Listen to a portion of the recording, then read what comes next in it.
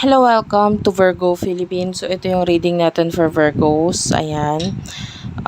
This is general love reading. Take only what resonates. Hindi po ito magra-resonate sa lahat.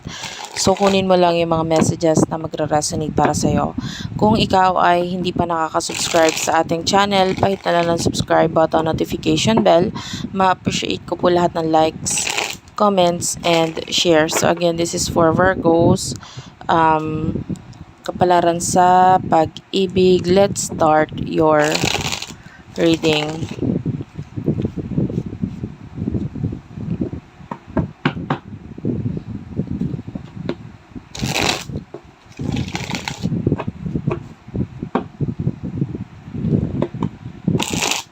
Okay. Thank you, Spirit Guides, Angel Guides. Kunin natin yung main energy mo.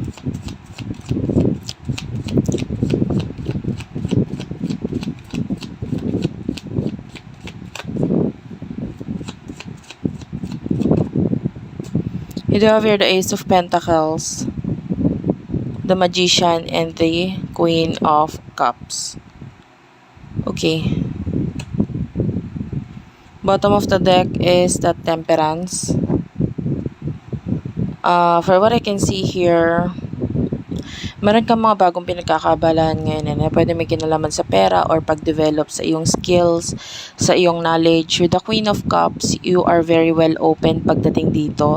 Nakikita natin, nilalagay mo dito yung interest mo, yung time mo, yung efforts mo, and yung efforts mo, no, pagdating dito sa bagay nito.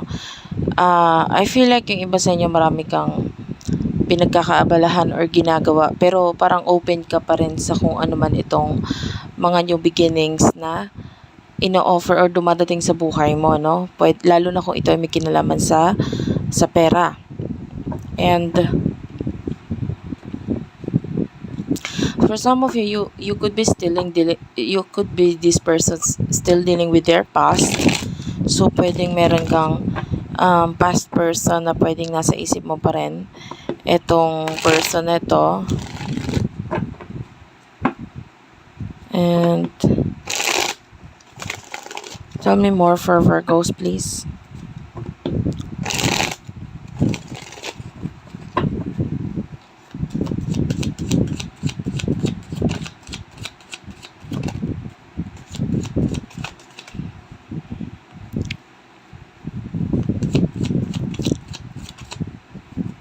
You do have here the Death card, King of Swords, the Page of Cups, Cancer, Scorpio, Pisces, Gemini, Libra, Aquarius energy. The Wheel of Fortune is here. So, I feel like yung iba sa inyo pwedeng nag-offer or nag-effort ka sa person na ito in the past, pero with the King of Swords, parang nakitaan mo siya ng hindi naman siya interesado. Parang ganon. Parang kahit ano man yung offer or efforts na binigay mo, hindi siya parang ayaw niya. So, might be nag-focus ka na lang ngayon dito sa mga new beginnings na ito because itong King of Swords is like, hindi mo nakikitaan ng energy na may interest sa'yo. And so, we do have the Death card, Scorpio energy. I'm seeing na ini-end mo yung kung ano man itong pagbibigay mo ng efforts or time dito sa person na ito in the past. Yeah, you do have here the Wheel of Fortune. So, this is you making changes pagdating sa actions mo, sa expectations mo, at whatever dito sa person na ito.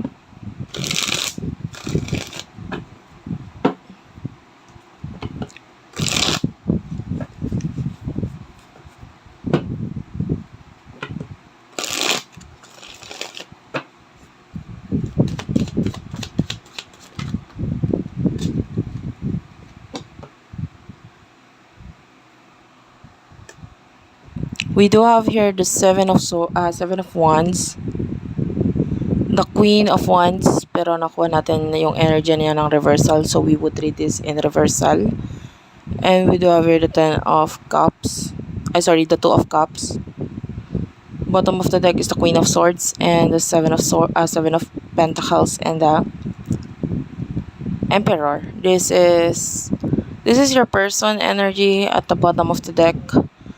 Parang nakakakuha tayo ng very stagnant, walang kagalaw-galaw na person. And maybe with the Queen of Swords, pwedeng tinry niyang i-cut off or tinry niya kanyang i-cut off and then maybe mag-focus sa kanyang career, sa kanyang finances. And then talagang wala siyang kagalaw-galaw, no? Lalo na with the Emperor. Talagang nagpapakita na parang wala nga pakialam itong person ito. But with the Seven of Wands, I feel like this person is sanay na sa ganun. So, kung ikaw ay nagpapakita ng ending sa kanya or hindi ka nakikipag-communicate, maybe sanay na siya doon. Pwedeng minsan na siyang or minsan nang nagkaroon ng walang communication sa inyo or what, or pwedeng din sa mga previous connection niya, sanay na siya na bigla napuputol, nawawala, ganyan. And with the Queen of Wands, Aries, Leo, Sagittarius, and it's in reverse, hindi ko nakikita itong person ito na makikipag-communicate eh. We do have here the Two of Cups. And let me clarify what's with the Two of Cups. We do have here the Ten of Pentacles. And we do have here the Ten of Wands and the Nine of Swords, Five of Pentacles. I feel like for some of you, hindi para sa lahat itong part nito. But for some of you na may usapan regarding sa pera or minsan na nagkaroon na pag-uusap regarding sa pera, maybe even partnership or friendship na maybe may kinalaman sa pera. So, pwedeng magkatrabaho kayo nung araw, magka-partner, and the way I see this, namamblema ngayon yung person na ito. Hindi niya kayang pantayan kung ano man yung mga meron ka. So, maybe financially, pwedeng namamblema tong person na ito. Okay? And hindi niya kayang maging katulad mo ngayon. So, maybe you do have a lot of things to offer. Pero, kung ina-expect mo mag-offer din siya, wala siyang may offer kasi mas marami kang kayang i-offer sa kanya. So, what is this person's feeling and thinking about you? Ano nasa emotions and thoughts niya for you?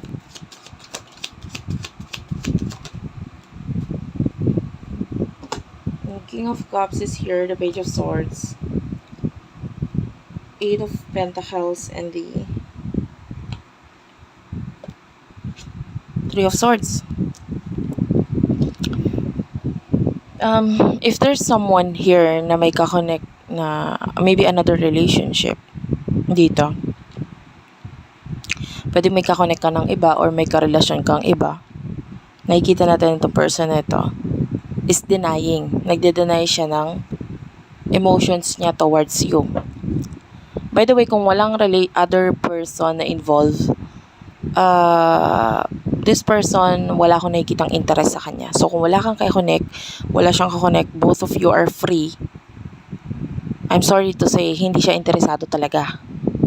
Pero if this person, if one of you is in another relationship, na high chance na nasa'yo, and maybe kung ano man yung in-offer mo, maybe may kinalaman lang yun sa money, this person with the Three of Swords is pinipilit niya lang i-deny sa sarili niya at kahit sa'yo at kahit kanino man itong emotions niya sa'yo. Like maybe you have this mutual energy together, especially you are the Queen of Cups. So meron kang mga kayang i-offer sa kanya and nakita natin yung interest at maybe love mo towards this person. And then this person is dinedenay niya lang to eh. Dinedenay niya lang to. Hindi niya lang kayang harapin talaga yung totoong emotions niya for you. And with a Hangman, this person is waiting. I don't know why do I feel like with the Empress, ito ay parang single mom or single dad energy. So, So, yan. Maybe naghihintay siya na magkaroon ng single mom or single dad energy. So, for some of you, may mga children na involved. Especially, 2 pages yung nagpakita sa atin. So, that is like signifying na mga young people. So, parang, yung iba, may mga children na involved. Especially with the Ten of Pentacles. I see this, for some of you, could be a marriage. Or, take only what resonates, guys, ha? But the way I see this, it's like a marriage na parang pirmahan lang sa papel. Alam mo yun? Parang walang presence ng love. Pwedeng nagkaroon ng marriage because of money. Pwedeng nagkaroon ng marriage because of one of you or one of the person na involved sa marriage na yun is may pagmamahal, but the other person more on material yung nakita niya na parang, ay, kailangan ko magpakasettle dito kasi stable itong taong ito. So, I want to settle to this person kahit hindi ganun kabuo yung love doon na involved. Okay? So, nagigets mo yun? Take only what resonates. So, anyway, ano yung future action ng person na ito towards you?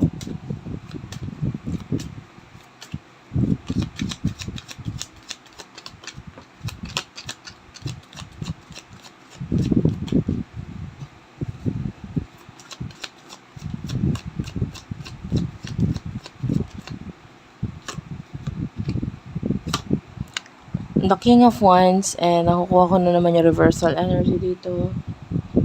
5 of Swords. The Sun.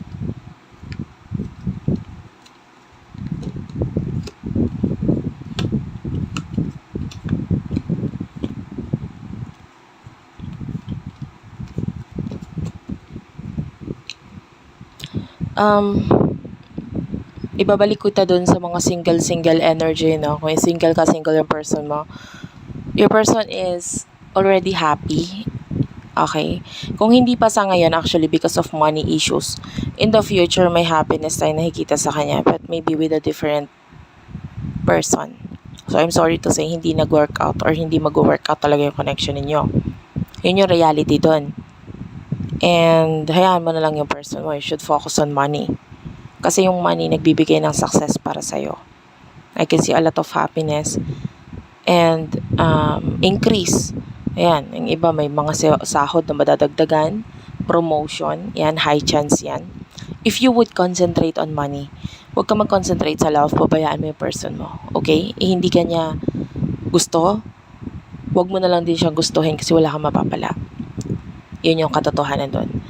And for some of you, if you're dealing with a person na may third party na involved, that is how I see this. We do have here this 5 of Swords. This is like someone. Can you see this? This is like your person. And then may dalawang tao dun sa likod, no? So this is like you and maybe another person. Or the other way around. Pwedeng ikaw ito. And then this is your person and the other person na parang hinahayaan na lang. This is someone na gusto niya ng katahimikan. Na parang hinahayaan niya lang kung ano man yung connection na meron sa inyo. Hindi niya pinipilit because ayaw din naman niyang magkaroon ng problema. You know what I mean? Hindi siya duwag. Huwag natin sabihin gano'n na duwag siya, hindi niya mailaban tong connection namin, ganito ganyan. Hindi siya duwag. The way I see this is that magiging magulo kasi alam mo yon. And ayaw niya makasakit. Ayaw niyang eto, pwedeng okay na lang kasi nakita ko kanina si 5 of Cups while shuffling the cards. Nagpakita sa akin. Parang okay lang na ako na lang yung masaktan. Magpaparaya ako. Parang ganun. Especially kung nasa side mo yung third party. Na parang, sige na, sa kanya ka na lang, okay naman ako, masaya naman ako para sa'yo. Parang ganun, yung energy niya. So, yung person na ito, will not be honest. The King of Wands, and it is in reverse. It is in reverse. Ang King of Wands kasi pag naka-upright yan, it's a very honest person. This is someone who is very helpful. Pero if it is reversal like this, hindi siya honest na person. This person will not tell you the truth about ano ba talaga yung intentions niya. Ano ba talaga yung emotions niya. Okay? And also at the same time, the Wands is all about taking actions. And hindi talaga siya nagtitake ng actions in the future for you. Hindi siya nagtitake ng, walang ginagawang actions. Hindi siya, if this is a soulmate or twin flame connection, also the Wands is taking actions, pero it is in reverse. Hindi siya nagtitake ng actions, hindi siya nakikipagtulungan. The King of Wands is a very helpful person. Hindi siya nakikipagtulungan. Hindi niya ginagawa yun. Nagpaparaya siya, binibigay ka na. Kasi feeling niya is, okay ka naman eh, masaya ka naman eh.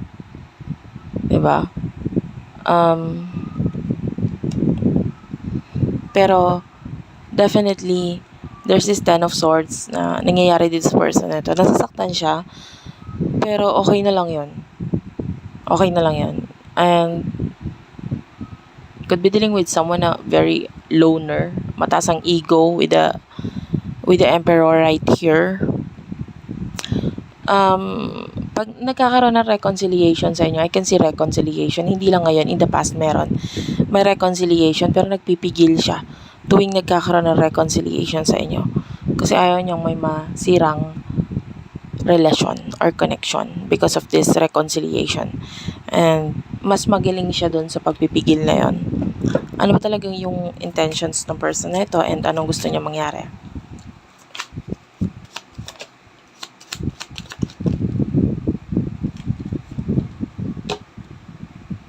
We do here the Four of Pentacles, Taurus, Virgo, Capricorn energy. I feel like gusto niyang makaipon. Gusto niyang mabago yung sitwasyon niya. Kasi maybe hindi okay yung sitwasyon niya ngayon. And we do have here the Temperance, the Queen of Swords, and there's this reversal energy. The Knight of Pentacles, Taurus, Virgo, Capricorn energy.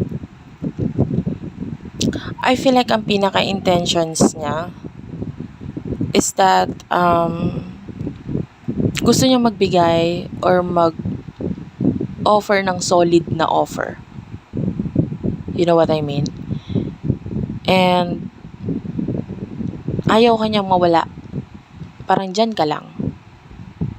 Because actually, itong person na ito yung intention niya. Gusto niya mag-offer ng solid offer. Pero hindi pa sa ngayon. Kaya dyan ka lang. Parang ganun. With the Queen of Swords. And it is in reverse. If it is in upright, this is someone cutting off. Pero it's in reverse. So this person will not cut you off. Hindi ka niya ikina-cut off. So kung ikaw ito na person na binlock ka ng person mo, this is not your reading. Hindi kasi ikaw ibablock ng person mo. Meron pa ring paraan para magkaroon ng communication sa inyo. Pero hindi nga lang siya communicative. Okay? Pag binlock ka, this is not your reading because your person, hindi yun ang gusto niya mangyari. Pinaka gusto niya mangyari is the Temperance. Be patient. Gusto niya maging patient dito sa connection na ito. Willing to wait. Itong person na ito. Especially na ngayon, pwedeng hindi pa naman siya ganun ka-stable. So, hindi rin naman siya ganun nagmamadali. Okay? And, ano yung offers? Kung sakali. Diba? What will be the offer here na hinihintay ng person mo na ibigay niya sa'yo?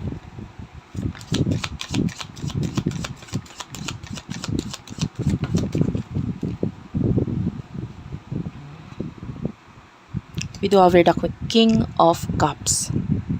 We do have here the Hermit, Virgo energy. Yung matagal niya nang tinatago, this is like a hermit, this is like a secretive energy. Matagal niya nang tinatago to. And then, kung ano yun, we do have here the King of Cups. That, not only that this person loves you, gusto niyang bigay yung offer na yan, na parang, do you remember, sinabi ko, you are the Queen of Cups. So, yeah, this is partner card. Parang, ang offer niya is to give you his or her love and yung lahat ng kaya niyang ibigay, because the Queen of Cups is giving everything. Ikaw yung ma-effort na tao, hindi lang sa kanya. You are a very ma-effort na tao, and pwedeng lahat ng kaya mong ibigay, binibigay mo yan. Lalo na pag mahal mo yung tao. Okay? Ikaw yung tipo ng, sabihin na natin, nagpapakatanga sa pag-ibig. And then this person, yun yung gusto niyang ibigay din sa'yo. Gusto niya ibigay yung punong-puno na pagmamahal na kaya mong ibigay sa kanya. Parang kaya kong suklian yan. And this person would like to offer you this love. So, ayun. Actually, wala pa ako nakikitang money offers or what mula dito sa person na ito, because I told you, pwedeng financially medyo may problem and hindi stable itong person na ito. So, ganon ang ating reading for today ay nag-end na dito. Thank you for watching. Sana nagustuhan mo yung reading, nakarelate ka, nakaresonate ka. At please do hit the like and subscribe button. Yan, sobrang natutuwa ako sa mga comment ninyo guys. Yung mga nag-share sa akin, yung mga nagbabasa sa akin ng nagko-comment, and then binabasa ko po yan guys. Binibigyan ko yan ng time, no, bago ako matulog, but sorry, hindi ako pala like or pala reply sa ganon, because I'm a busy person, you know. Pero nagbibigay ako ng time na bago ako matulog, binabasa ko talaga yung mga comments niyo, nagbibigay yan ng inspiration sa akin na natutuwa ako, kasi marami pala ang nanonood at natutulungan ko sa pagbibigay ko ng guidance ko. So thank you for watching guys. I love you all, and bye bye.